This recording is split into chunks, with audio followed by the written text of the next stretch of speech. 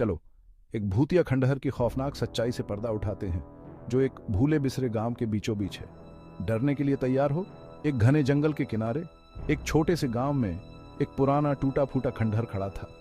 आस पास के लोग फुसफुसाते थे कि वहां एक लड़की की आत्मा भटकती है, जो सालों पहले गायब हो गई थी। एक तूफानी रात दोस्तों का एक ग्रुप उस खंडहर के रहस्यों को सुलझाने निकल पड़ा।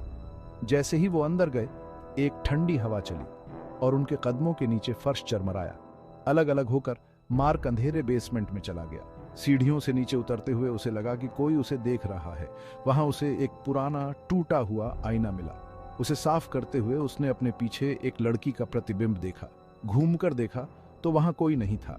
हवा भारी हो गई, जैसे कोई उसका नाम पुकार रहा हो। घबराकर मार्क ऊपर की ओर भागा, लेकिन दरवाजा बंद मिला।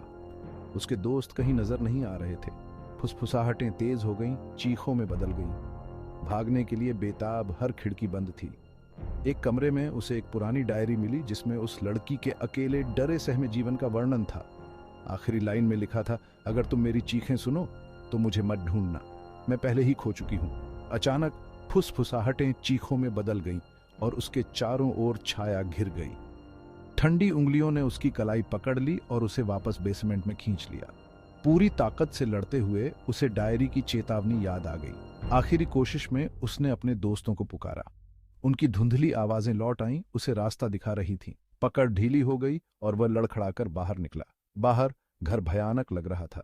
फुसफुसाहटें फीकी पड़ गईं और दरवाजा चरमराया। उसके दोस्त भ्रमित लेकिन सुरक्षित बाहर निकले। उन्हें रात की कोई याद नहीं थी। डरा हुआ मार्क उस रात के बारे में फिर कभी नहीं बोला।